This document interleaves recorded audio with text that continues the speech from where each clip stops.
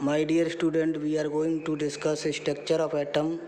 Structure of atom आज हम discuss करेंगे particle nature of electromagnetic radiation और प्लांक क्वांटम थ्योरी। इसे प्लांक क्वांटम थ्योरी बोलते हैं।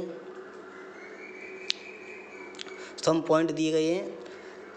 पॉइंट फर्स्ट है some of the experimental phenomena such as diffraction and interference can be explained by the wave nature of electromagnetic radiation। तो कुछ phenomena, कुछ तथ्य हैं जिनको हम वेव नेचर द्वारा एक्सप्लेन कर सकते हैं, जैसे आपका इंटरफेरेंस है और डिफ्रैक्शन है।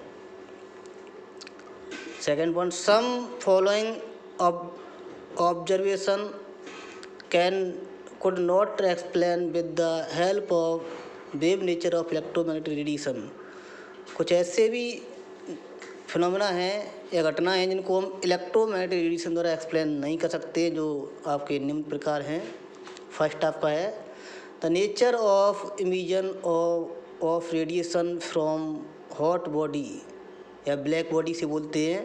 तो ब्लैक बॉडी द्वारा रेडिएशन इमिशन और होते हैं, तो उनको भी हम वेव नेचर द्वारा एक्सप्लेन नहीं कर सकते हैं। Ejection of electron from metal surface when radiation stick on it. तो इलेक्ट्रॉन मेटल सरफेस से निकलते हैं जब उस पर रेडिएशन स्टिक की जाती है, इसे फोटो इलेक्ट्रिक इफेक्ट बोलते हैं। तो उसको भी हम वेव नेचर द्वारा एक्सप्लेन नहीं कर सकते हैं। Variation of heat capacity of solid as a function of temperature. तो सॉलिड की हीट कैपेसिटी में चेंज आता है टेम्परेचर के साथ साथ, उसको भी हम एक्सप्लेन नहीं कर सकते वेव नेचर द्वारा। Line spectra of atom with special reference to hydrogen. तो लाइन स्पेक्ट्रा जो हाइड्रोजन के प्राप्त होते हैं, उनको भी हम वेव नेचर द्वारा एक्सप्लेन नहीं कर सकते हैं। अगर किसी सॉलिड को हम हीट करें तो रेडिएशन इमिशन करता है। सबसे पहले वाइड रेंज का रेडिएशन होगा, और हीट करेंगे तो रेड हो जाएगा, और हीट करेंगे तो मोर रेड हो जाएगा, और हीट करेंगे तो वाइट हो जाएगा, और हीट करेंगे तो ब्लू हो जाएगा। यानी फ्रिक्वेंसी आपकी लोअर से हायर में हीट करने पर शिफ्ट होती है। Black body, the ideal body which emit और absorb radiation of all frequency. तो ये आइडियल बॉडी होती है जो ऑल फ्रिक्वेंसी के रेडियो को इमिट और एब्जॉर्ब कर सकती है। जैसे आपका सन है और आपका काजल, ये क्या है? ब्लैक बॉडी है।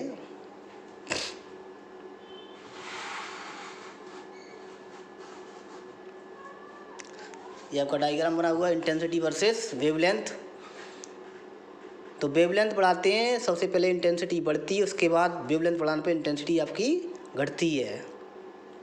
ये इसका रिलेशन है वेवलेंथ और इंटेंसिटी का।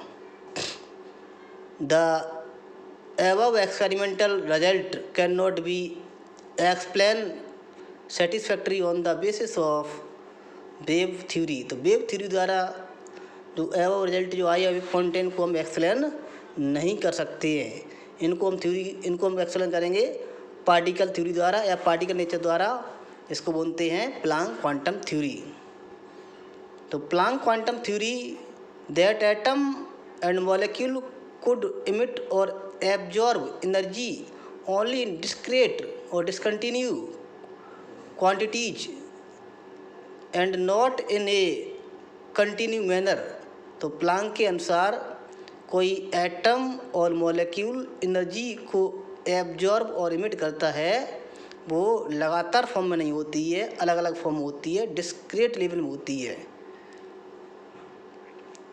These discrete quantities of energy Planck give name quantum। तो अलग अलग फॉर्म जो एनर्जी के हैं उनको प्लांक ने क्वांटम बोला। ये क्वांटम जो होते हैं वो स्मॉलेस्ट एनर्जी पैकेट होते हैं, छोटे छोटे एनर्जी के पैकेट होते हैं। The energy of quantum is directly proportional to frequency of emitted radiation. तो एनर्जी जो क्वांटा की होती है वो डायरेक्टली प्रोपोर्शनल होती है फ्रिक्वेंसी जो इमिटेड रेडिएशन होते हैं उसके। एनर्जी एच म्यू, एनर्जी का जो रिलेशन होता है एच म्यू यहाँ एच आपका प्लैंक कांस्टेंट है जिसकी वैल्यू होती है 6.626 into 10⁻34 joule second.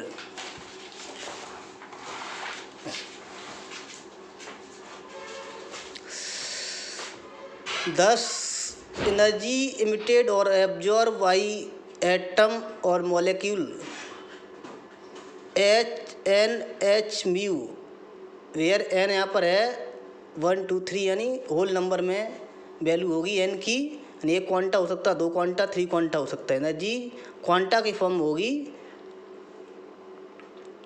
These quantum named as photon given by Einstein for light. इन क्वांटा का नाम फोटोन दिया आइंस्टीन ने लाइट के लिए। Thank you for watching.